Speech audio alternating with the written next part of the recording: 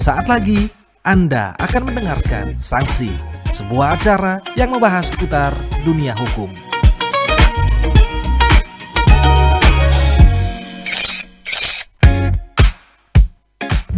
Selamat siang pendengar RRI dimanapun Anda berada dari kawasan Jalan Durian nomor 1 ND. Salam jumpa lagi di acara Sanksi untuk edisi siang hari ini. Anda bersama saya Christine Senda dan juga operator studio Bai Sareng. Pendengar RRI, tema kita siang hari ini terkait dengan efektivitas sanksi pidana dalam menimbulkan efek jerah bagi pelaku kejahatan. Dan pertanyaan penting yang akan kita kupas bersama salah satu narasumber yang juga sudah kami siapkan siang hari ini, apakah hukuman yang diberikan selama ini benar-benar mampu membuat pelaku jerah atau justru masih menyisakan berbagai persoalan dalam sistem hukum kita.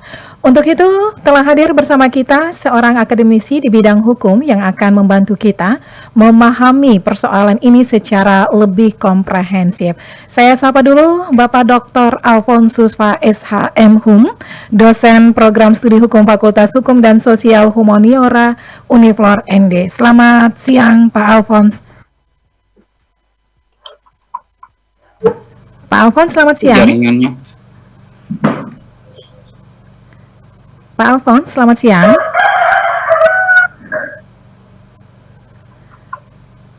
Baik, kami kembali mencoba ya untuk menghubungi Pak Alfons Fa SH MHum pendengar sebagai narasumber kita siang hari ini, dan kami juga buka line interaksi bagi Anda yang mau bergabung ya, ingin memberikan pertanyaan ataupun opini, apresiasi Anda terkait dengan efektivitas sanksi pidana dalam menimbulkan efek jerah bagi pelaku kejahatan.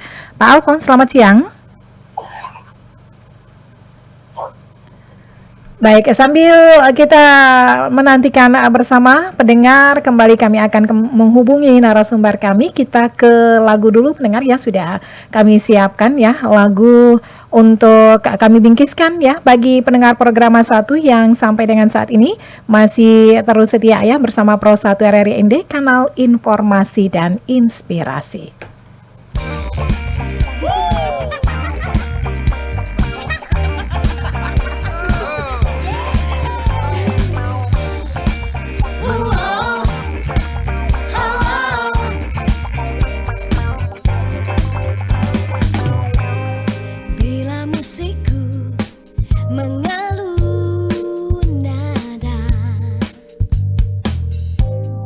Menyentuh rasa yang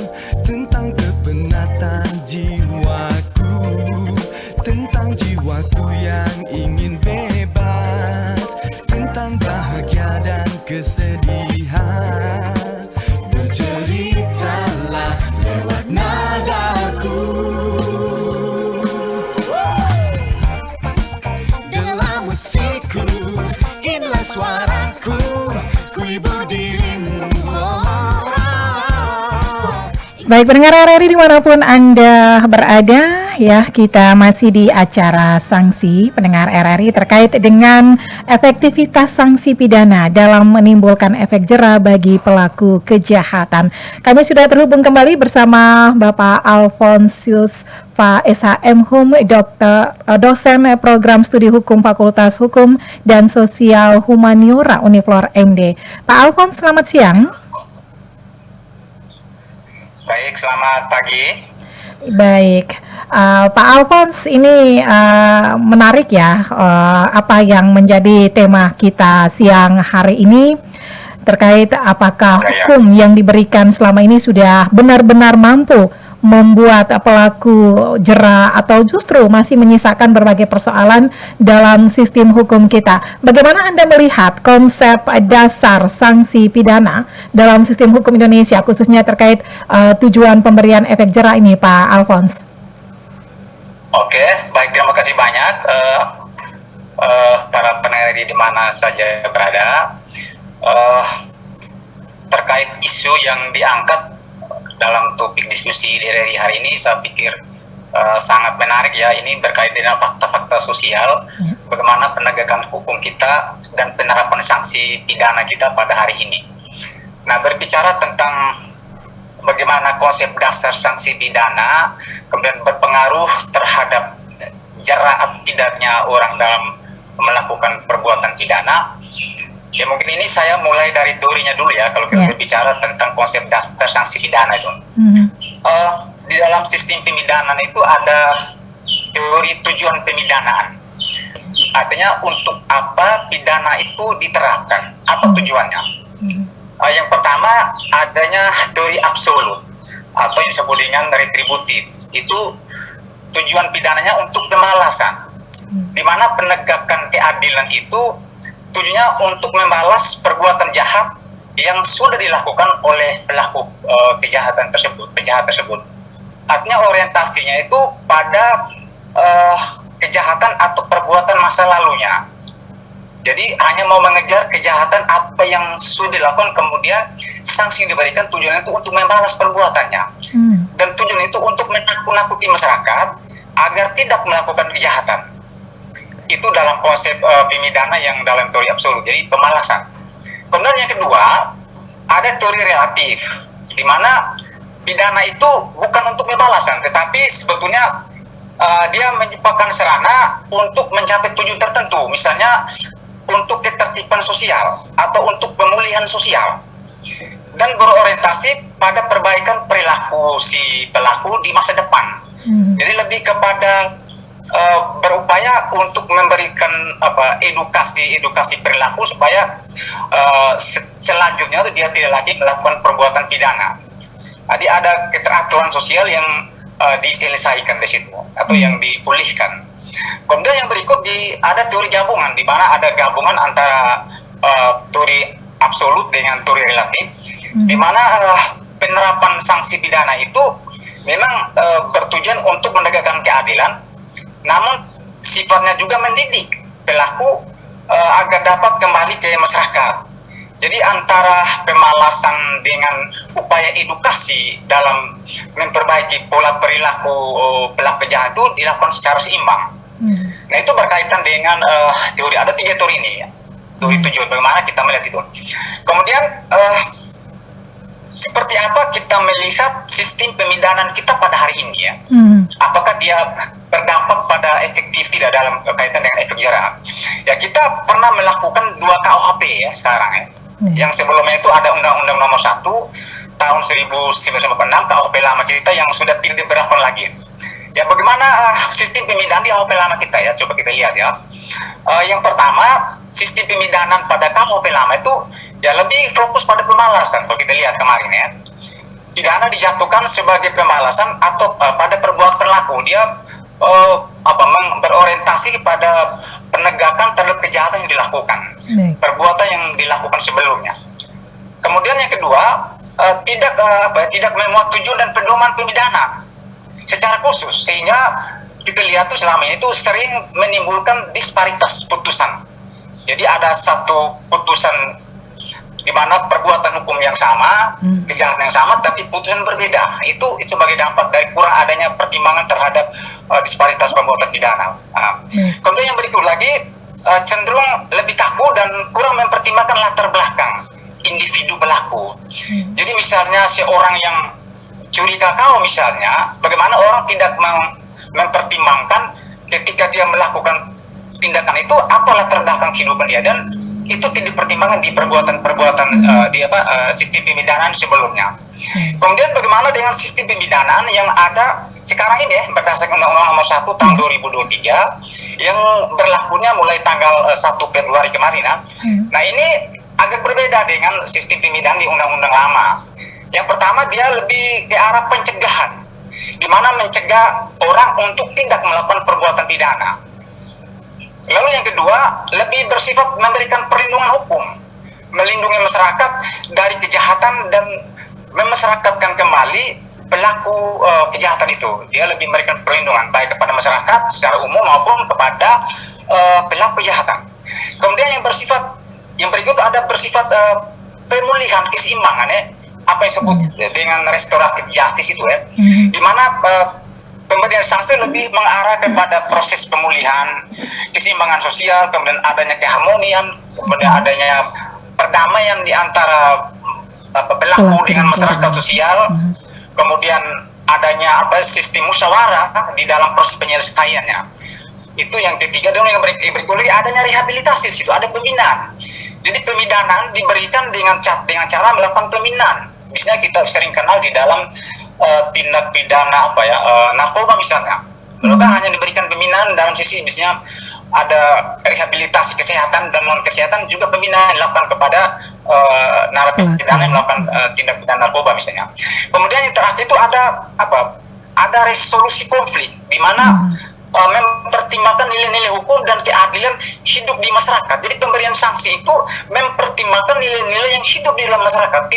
Hukum tidak menjadi satu barang yang otoritatif, kemudian seakan-akan aturan itu harus tegang, tetapi lebih mempertimbangkan nilai-nilai lain selain nilai-nilai yang lebih normatif.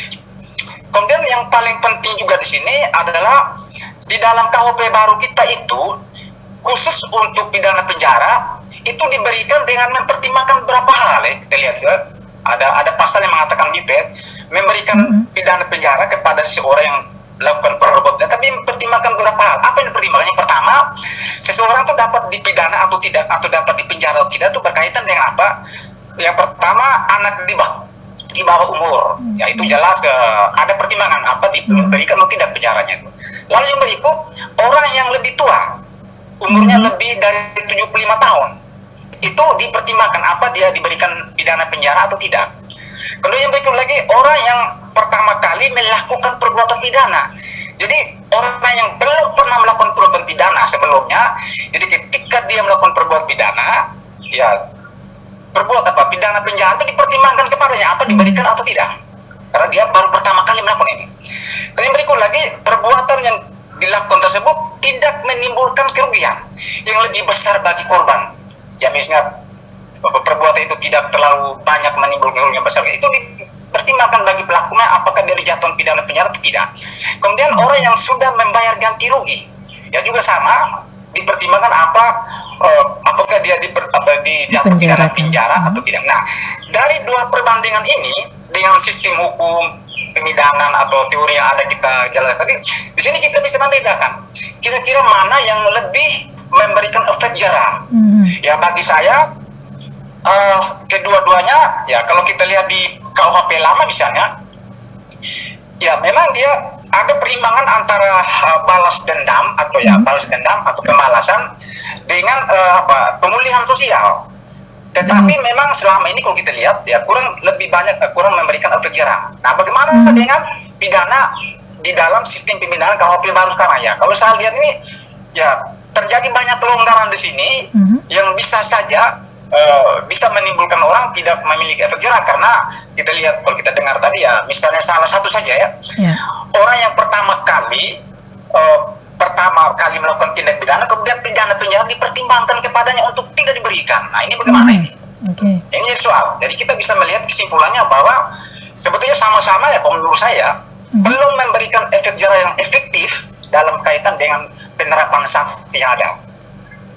Begitu. Oke, baik Pak Alphonse, ini menarik ya. Tadi juga disebutkan beberapa dasar ya yang Anda sampaikan itu ketika disesuaikan pertimbangan misalnya dengan usia ya, dengan usia seorang lansia begitu yang melakukan sebuah kasus ya, contoh kasusnya seperti itu. Ini dipertimbangkan dan efek jerahnya ini perlu juga diketahui bahwa kasus yang ada ini sebenarnya harus dipenjarakan seperti itu. Ini bagaimana Anda melihat kasus ini, Pak Alphonse?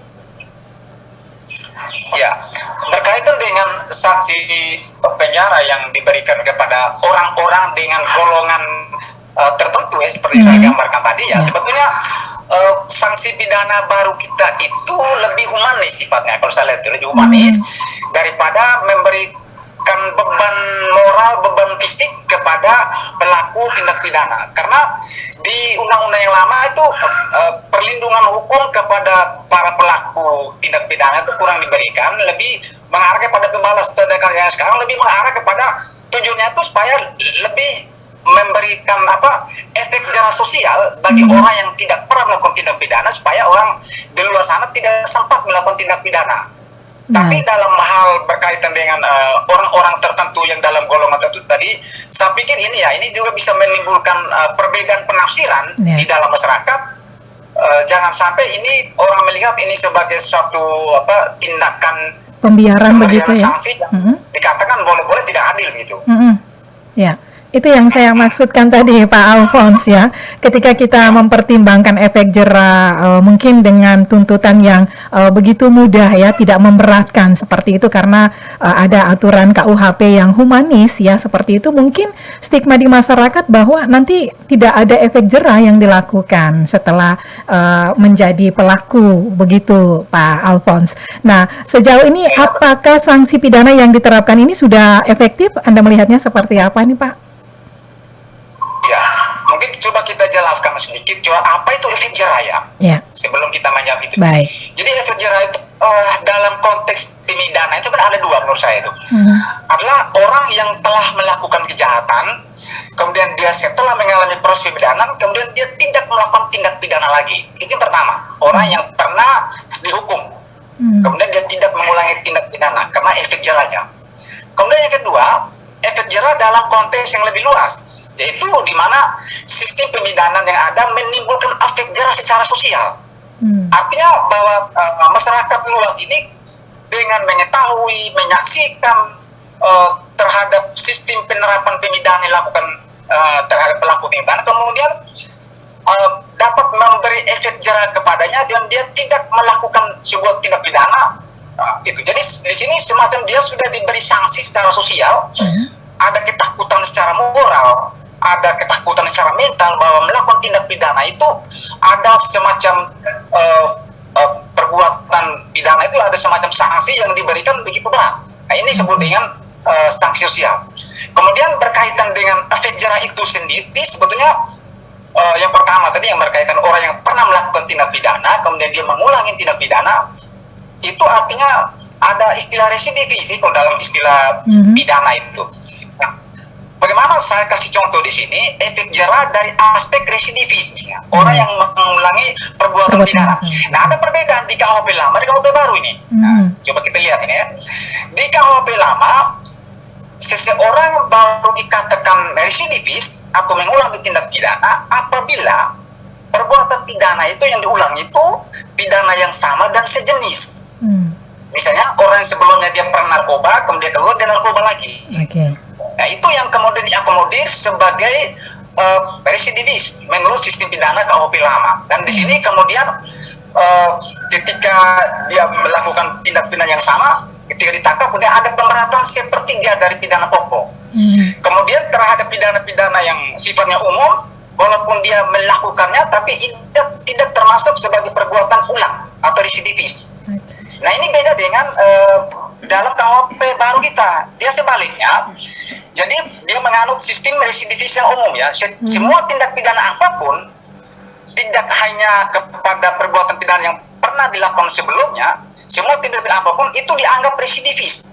Dan apabila dia melakukan tindak pidana lagi, sama-sama dia mengalami atau diberikan pemberatan hukuman sepertiga dari pidana pokok. Nah, di sini kita sudah bisa melihat ini. Residivis yang mana bisa menimbulkan efek jera dan residivis mana yang tidak menimbulkan efek jera. Ya, artinya bahwa efek jera sosial. Kemudian yang kedua efek jera sosial ya. Tadi ada orang yang sudah melakukan, sekarang orang yang tidak pernah melakukan tindak pidana, efek jera dia seperti apa sih betul? Ya bagi saya Dan kita lihat di dalam sistem pemidanaan baru ada jenis pidana yang disebut dengan pidana tambahan berupa pengumuman putusan hakim ya, di mana putusan hakim itu dipublikasikan kepada kelayak agar memiliki efek jerah secara sosial. Orang lain mengetahui bagaimana beratnya orang melakukan tindak pidana ketika dia melihat putusan hakim tersebut. Dan inilah salah satu bentuk menurut saya, merupakan salah satu bentuk pidana sosial. Jadi walaupun orang tidak pernah melakukan perbuatan pidana, tapi sebetulnya dia sudah merasakan seakan dia sudah diberi hukuman beban moral dan mental. Nah, yang menekan dia untuk tidak melakukan perbuatan pidana. Jadi ada sanksi moral sehingga dia tidak sempat melakukan tindak pidana. Itu disebut dengan sanksi sosial terhadap pidana yang terjadi. Nah, jadi persoalan sekarang, pidana tambahan itu diberikan apabila pidana pokok diberikan belum cukup memberi rasa keadilan. Ini format yang sangat relatif menurut saya. Belum ada satu penafsiran yang lebih jelas, di mana sampai kapankah pidana tambahan ini tadi yang saya katakan itu pengumuman putusan hakim atau mencabut hak tertentu misalnya, sampai kapankah pidana tambahan itu diberikan digabungkan dengan pidana pokok. Ini tidak jelas menurut saya di dalam peraturan yang baru sekarang ini. Di mana boleh saja ke depannya bisa-bisa saja pidana tambahan ini tidak sempat dijatuhkan karena tidak ada klausul lebih jelas batasan kapan dia diberi pidana tambahan. Jadi ini ya kita bisa lihat bahwa efek jerah dari efek jerah dari sanksi pidana itu sebenarnya tergantung dari sistem berlakunya atau pengaturan hukum itu sendiri. Baik. Gitu. Ini yang diterapkan adalah KUHP yang baru ya, antara KUHP dan baru dan KUHP yang lama. Jadi untuk yang tambahan seperti itu dipertanyakan ya batas waktunya yang belum diketahui prosesnya sampai kapan, begitu ya Pak Alphonse ya. Oke, baik. Nah, seperti yang pertanyaan tadi nih Pak Alphonse, apakah sanksi yang pidana yang diterapkan saat ini apakah sudah efektif dalam menimbulkan efek jerah bagi masyarakat pelaku kejahatan, dan ini mengapa demikian dilaksanakan seperti itu Pak? Ya, bagi saya berhasil atau tidaknya efek jerah ya, atau ya sanksi itu berhasil tidak kemudian mendatangkan efek jerah bagi masyarakat. Yang pertama ya soal bagaimana sistem penegakan hukum itu dilakukan, di mana penegakan hukum itu harus menerapkan hukum secara adil ya. Tidak ada hukum yang tebang pilih. Ada dari semua orang itu harus memiliki kedudukan yang sama di depan hukum. Ada prinsip equality before the law dalam penegakan hukum ya. Kemudian adanya konsistensi dalam penegakan hukum dilakukan oleh para penegak hukum itu sendiri. Ada keseriusan dalam penanganan kejahatan. Kita lihat hari ini ya, contoh misalnya banyak penjahat besar yang tidak pernah ditangkap dan terkesan dilindungi. Banyak kasus dalam misalnya kita lihat itu. Kemudian yang berikut, putusan hakim itu harus mengandung asas proporsionalitas dalam pemberian pemidanan. Jadi dalam istilah asas proporsionalitas di mana berat ringannya kejahatannya dilakukan ikut dipertimbangkan dalam berat ringannya hukuman yang diberikan. Jangan sampai hukumannya perlakuan kejahatannya itu begitu berat, misalnya korupsi 10 tahun 10 miliar, kemudian dia diberi penjara cuma 2 tahun misalnya. Sedangkan orang yang mencuri kakao yang begitu ringan kemudian diberi penjara 5 tahun, itu yang saya bilang tidak adanya proporsionalitas, tidak adanya perimbangan dalam kaitan dengan sanksi yang diberikan dengan perbuatan pidana yang diberikan. Kemudian yang berikut lagi soal perlakuan narapidana yang tidak adil ya. Terhadap narapidana yang tidak adil. Ada pelayanan khusus bagi narapidana tertentu, kita lihat sampai ada berita banyak inspektor. Mereka mengalami diberikan fasilitas penjara yang mewah, kemudian pada waktu tertentu dia bisa ke sana kemari. Di mana sebelumnya kita lihat ada berita bahwa ada seorang narapidana yang sedang nonton bola di Piala Dunia. Itu pernah terjadi. Padahal dia itu masih dalam masa pemidanaan. Ini ada perlakuan tertentu. Ini memberikan berdampak pada efek jerah ini. Kemudian adanya kombinasi pidana antara pidana pokok dengan pidana tambahan. Terutama yang paling memberikan efek jerah itu pencabutan hak politik. Itu penting karena di dalam sistem pemidanaan kita itu ada itu pencabutan hak tertentu. Yang kemarin misalnya saya kasih contoh ya, ada pemilu 2009 misalnya itu KPU mengeluarkan putusan, mengeluarkan peraturan bahwa para narapidana tidak diberikan hak politik untuk maju ke untuk sebagai calon legislatif, calon legislatif misalnya. Tapi itu dibatalkan hanya karena ada pertimbangan-pertimbangan lain dan adanya resistensi sosial. Padahal ini penting pencabutan hak tertentu ini agar orang kemudian tidak lagi melakukan efek jerah. Tidak melakukan tindak pidana lagi. Sekian saja. Baik, dan selain itu Pak Alphonse, tentu pendengar juga ingin tahu nih faktor-faktor apa saja nih yang mempengaruhi berhasil atau tidaknya sanksi pidana dalam memberikan efek jerah nih Pak. Ya, sebetulnya banyak sih faktor yang kemudian memberikan faktor mempengaruhi orang untuk memiliki efek jerah dalam perlakuan tindak pidana yang dilakukannya. Terutama misalnya berat ringan pidana yang diberikan. Tapi sebetulnya berat ringan pidana yang diberikan bukan satu-satunya ya, sebetulnya bukan satu-satunya sanksi yang kemudian bisa menimbulkan efek jerah.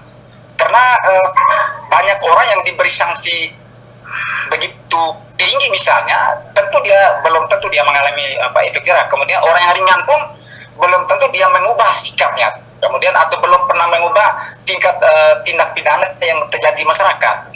Kemudian yang berikut soal vonis ringan seringkali gagal memberi efek jerah kalau saya lihat selama ini. Walaupun dia ringan, tapi gagal memberikan efek jerah, orang tetap melakukan pidana, apalagi berat sama saja ya.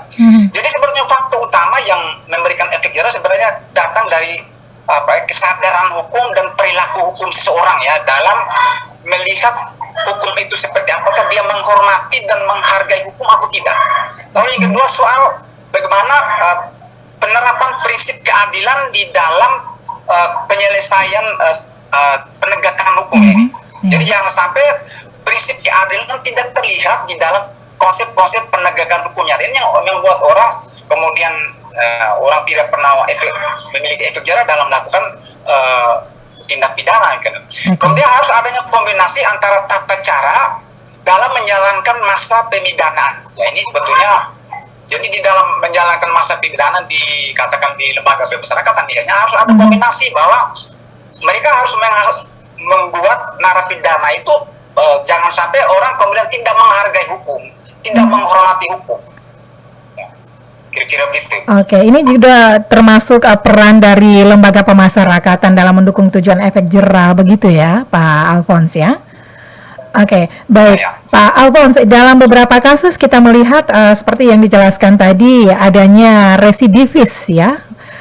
Apakah ini juga menjadi indikator nih bahwa sanksi pidana ini juga belum efektif seperti itu?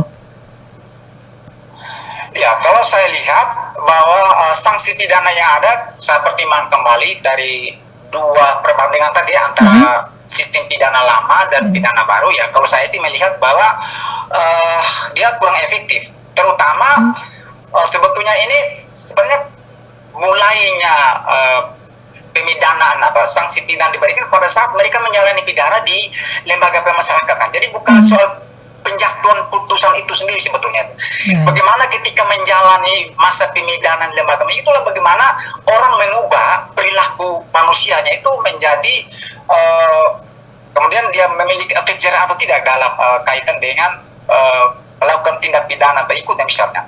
Dan di sini saya melihat LPE harus memiliki tugas tertentu di mana karena dia sebagai lembaga pemasyarakatan, saya contoh dia sebagai lembaga pemasyarakatan, dia bukan sebagai penjara. Kalau dulu tuh disebut ada istilah penjara, istilah bui ya, itu lebih memberikan efek semacam beban sosial luar biasa ya. Jadi ada siksaan paksa di situ atau siksaan fisik semacam kata penjara ya.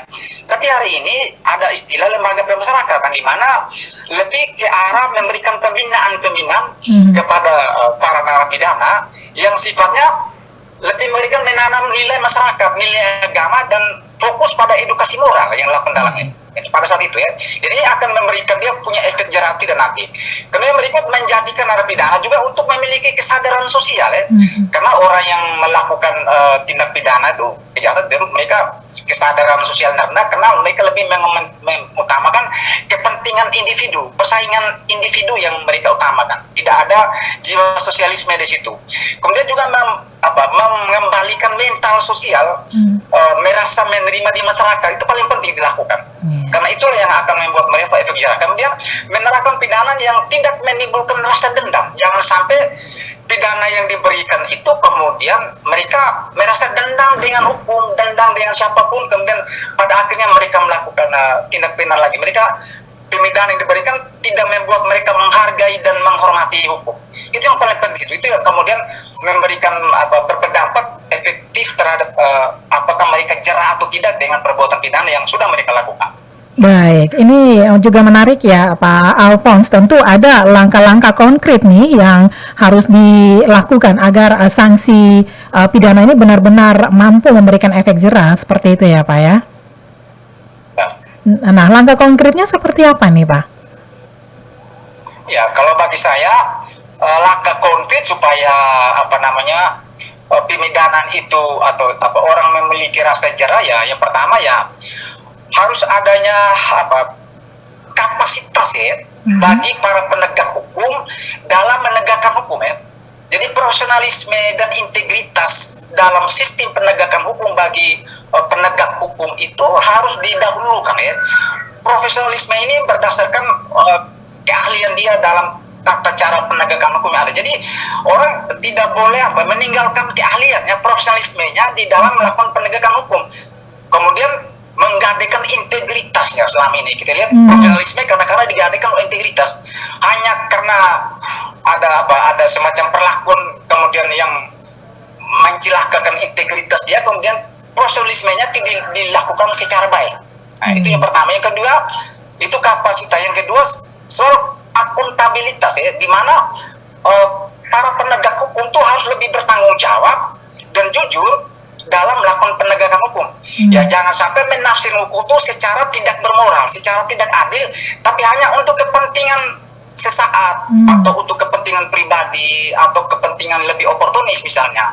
Ya itu artinya mereka tidak melakukan penegakan hukum secara bertanggung jawab, membelokkan penafsiran hukum demi kepentingan tertentu, tetapi tidak berdasarkan keadilan yang hakiki.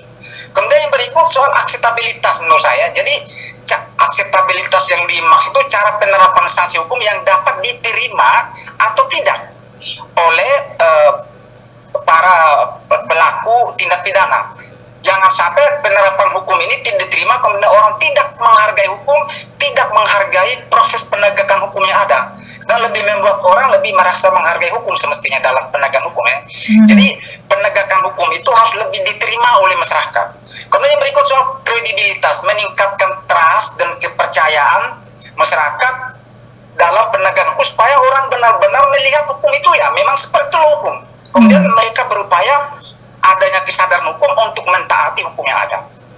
Baik, dan itu menjadi beberapa poin penting ya agar sanksi pidana benar-benar mampu memberi efek jerah. Selain itu Pak Alphonse, tentu juga diperlukan reformasi nih dalam sistem pemidanaan ya yang ada di Indonesia. Jika iya, reformasi seperti apa nih yang paling mendesak yang harus dilaksanakan nih Pak? Ya. Kalau saya lihat dalam prinsip-prinsip pemidanaan di KUHP baru itu sudah terjadi reformasi sebetulnya. Tapi reformasi yang ada sekarang itu menurut saya reformasi yang lebih menghargai hak-hak narapidana. Coba kita lihat itu ya, kita baca semuanya itu lebih menghormati hak-hak narapidana daripada korban. Kalau kita lihat ya, jadi reformasi ini justru bagi saya tidak berimbang dengan apa yang semestinya harus dilakukan juga kepada korban kejahatan. Jadi misalnya tadi ada beberapa contoh tadi, jadi semacamnya pemidanaan yang diberikan lebih memberikan hak-hak tertentu kepada para pelaku kejahatan yang mungkin saja bisa saja tidak memberikan efek jerah bagi dia. Ya dalam hal ini perbuatan pidana yang dia lakukan itu kemudian dia melakukan residivis, kemudian dia juga bisa melakukan perbuatan pidana baru lagi dalam melakukan dalam konsep ketika dia sudah menyelesaikan masa pidana sebelumnya. Jadi ini artinya reformasi ini tidak seimbang antara hak korban dengan hak pelaku tindak pidana. Saya lihat seperti itu. Oke, baik. Di akhir kebersamaan kita nih Pak Alphonse, apa yang menjadi harapan Anda terkait dengan efek jera yang diterapkan ya di masyarakat yang perlu ya, yang sesuai dengan aturan yang sebenarnya? Silakan Pak Alphonse. Ya, harapan saya bahwa semestinya orang harus melihat hukum itu sebagai sebuah budaya ya. Jadi sebagai sebuah budaya. Ketika orang melihat hukum sebagai sebuah budaya, karena budaya hukum itu sebetulnya berkaitan dengan kesadaran hukum seseorang.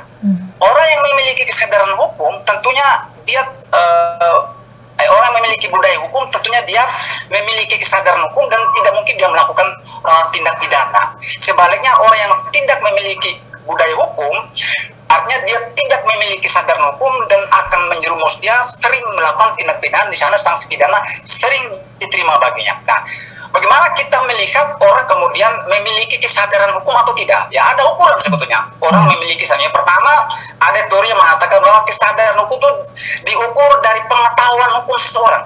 Seorang yang memiliki pengetahuan hukum, dia memiliki budaya hukum dan kesadaran hukum yang tinggi, katanya begitu ya. Kemudian orang yang memahami hukum secara baik, itu dianggap orang yang memiliki kesadaran hukum. Tapi dalam praktek saya pikir tidak seperti itu ya. Justru banyak sekali orang yang memahami hukum, orang yang mengetahui hukum, justru banyak sekali yang melakukan tindakan. Tapi yang paling penting di sini lah soal pola perubahan perilaku orang untuk mengubah perilakunya dari yang sebelumnya tidak sadar hukum, kemudian dia sadar hukum. Artinya ini tergantung dari bagaimana penerapan sanksi pidana yang diberikan. Apa kemudian yang saya ulang lagi tadi katakan bahwa apakah pidana yang diberikan itu memberikan efek sejarah dalam kaitan dia kemudian menghargai dan menghormati hukum, tapi dia tidak membenci hukum. Baik, jadi oke, jadi ini orang harus di budaya hukum dan kesadaran hukum yang paling penting di sini. Oke, budaya hukum ini menjadi pertanyaan terakhir nih. Apakah budaya hukum ini masyarakat juga ini berpengaruh terhadap efektivitas sanksi pidana seperti itu, Pak? Ya, kalau saya itu memang pengaruhnya itu terletak pada yang pertama jelas pada efektivitas, tapi yang kedua tuh yang paling penting buat saya itu pengaruh itu terletak kepada apakah budaya hukum ini yang baik, budaya hukum yang baik bagi seorang itu kemudian apakah dia dapat menerima sanksi hukum atau tidak. Bagi saya, bagi orang yang memiliki budaya hukum yang baik, dia tidak akan pernah menerima sanksi hukum karena dia tidak pernah melakukan perbuatan pidana. Sedangkan orang yang tidak memiliki budaya hukum yang baik, tentunya dia tidak mempunyai kesadaran hukum dan jelas dia akan melakukan tidak taat hukum. Dan orang-orang seperti itulah yang sering menerima sanksi hukum karena dia sering melanggar hukum. Kira-kira begitu. Baik, terima kasih Pak Alphonse untuk waktunya siang hari ini bersama Pro 1 RRI ND. Luar biasa ya penjelasannya yang sudah kita dengarkan bersama ya pendengar, dan perbincangan kita hari ini tentu kita memahami bahwa efektivitas sanksi pidana ini tidak hanya ditentukan oleh beratnya hukuman ya, tetapi juga oleh sistem penegakan hukum, kemudian pembinaan serta kesadaran hukum masyarakat itu sendiri. Terima kasih sekali lagi Pak Alphonse. Baik, terima kasih banyak dan selamat siang. Selamat siang. Dan pendengar, kita berharap ya bahwa diskusi ataupun perbincangan kita siang hari ini dapat memberikan wawasan baru ya bagi kita semua dalam melihat bagaimana hukum tidak hanya menghukum tetapi juga membentuk perilaku masyarakat yang lebih baik. Saya Christian Sena bersama operator studio Mbak Isareng undur diri dalam acara sanksi. Kita akan jumpa lagi di lain kesempatan tentunya dengan topik yang berbeda. Selamat siang, sampai jumpa.